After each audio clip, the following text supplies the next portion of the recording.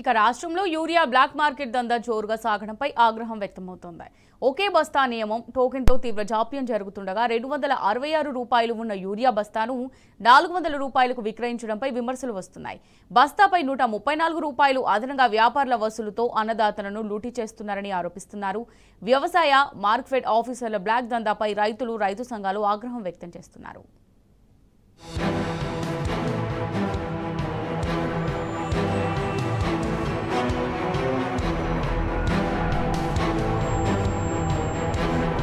పంటను కాపాడుకునేందుకు ఎరువు దొరక్క అవస్థలు పడుతున్న రైతులను అడ్డగోలుగా పెరిగిన ధరలు మరింత బెంబేలెత్తిస్తున్నాయి.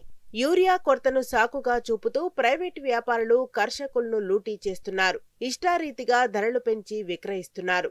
బస్తా యూరియా ధర 266 రూపాయలు ఉండగా ప్రైవేటు వ్యాపారులు 350 రూపాయల నుంచి 400 రూపాయల వరకు విక్రయిస్తున్నారు.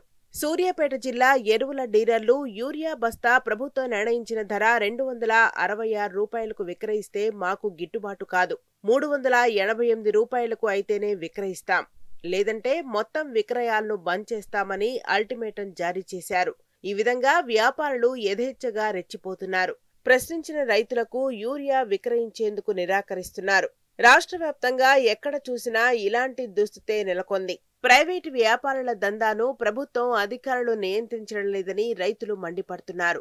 కమిషన్ల కోసమే రైతుల తరపున మాట్లాడటం లేదని విమర్శలు గుప్పిస్తున్నారు. వ్యవసాయ శాఖ, సహకార సంఘం, మార్క్ఫెడ్ అధికారులు ప్రైవేటు వ్యాపారులతో కుమ్మక్కై బ్లాక్ దందాకు తెరతీసినట్టుగా ఆరోపణలు వినిపిస్తున్నాయి.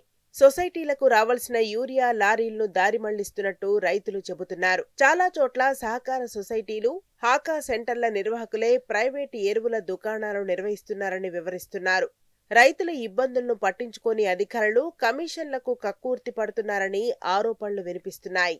యూరియా విక్రయాలపై మంత్రి తుమ్మల నాగేశ్వరరావు ఆంక్షలు పెడుతూ మాట్లాడడం ఎవరికోసమని రైతులు అనుమానం వ్యక్తం చేస్తున్నారు.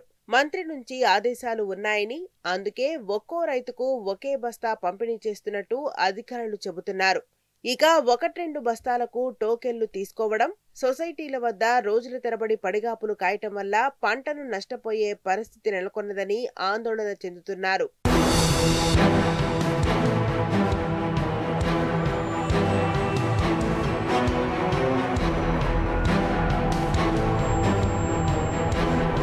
ఎరువుల విక్రయాలపై మార్క్ఫెడ్ సొసైటీ అధికారులు, ప్రైవేట్ డీలర్లపై ప్రభుత్వ పర్యవేక్షణ, అజమాయిషీ లేవని రైతులు చెబుతున్నారు.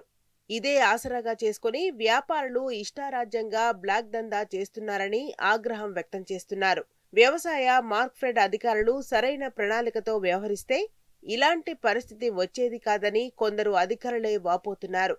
కేంద్రం నుంచి సరిపడా యూరియా తెప్పించడంలోనూ ప్రభుత్వ పెద్దలు, వ్యవసాయ శాఖ ఉన్నతాధికారులు విఫలమైతే వచ్చిన యూరియాను సక్రమంగా గ్రామాలకు తరలించడంలో క్షేత్రస్థాయి అధికారులు విఫలమయ్యారని రైతు సంఘాల నేతలు ఆరోపణలు గుప్పిస్తున్నారు.